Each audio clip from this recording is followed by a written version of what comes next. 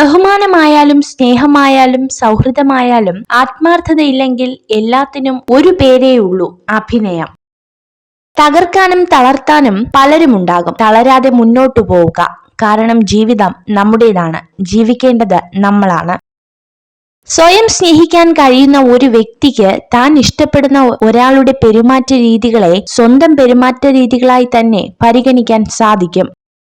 ജീവിതത്തിൽ എന്ത് കിട്ടിയില്ലെന്നോർത്ത് നിരാശ വർദ്ധിപ്പിക്കാതെ ജീവിതത്തിൽ എന്തൊക്കെ സൗഭാഗ്യങ്ങൾ കിട്ടിയിട്ടുണ്ട് എന്നതിലേക്ക് ശ്രദ്ധ കേന്ദ്രീകരിക്കുക.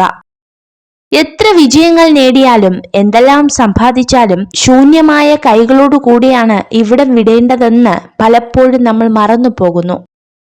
ദേഷ്യം വരുമ്പോൾ ശബ്ദമുയർത്തി സംസാരിക്കാൻ മനഃശക്തിയുടെ ആവശ്യമില്ല. എന്നാൽ ദേഷ്യം വരുമ്പോൾ ഒന്നും മിണ്ടാതിരിക്കാൻ നല്ല മനഃശക്തി വേണം. അനുഭവങ്ങളെക്കാൾ വലിയൊരു പാഠവും ജീവിതത്തെക്കാൾ വലിയൊരു വിദ്യാലയവും ഈ ഭൂമിയിൽ മറ്റൊന്നില്ല.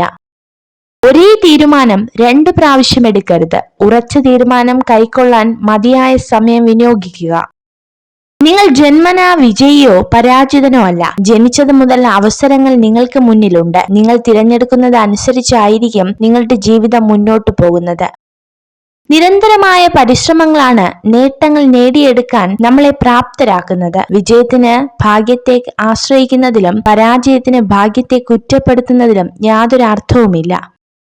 ജീവിതമെന്നാൽ ഒരു തുറന്ന പുസ്തകമാണ്. വായനക്കാരുടെ മനസ്സിലാക്കൽ പോലെയിരിക്കും ആ പുസ്തകത്തിന്റെ സാരാംശം.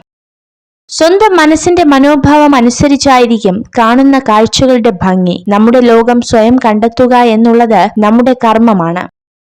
നിങ്ങൾ എന്താണ് ചെയ്യുന്നതെന്നും അത് നിങ്ങളെ എവിടേക്കാണ് കൊണ്ടുപോകുന്നതെന്നും നിങ്ങൾക്കറിയാമെങ്കിൽ ജീവിതം എത്രയോ രസകരമാണ്.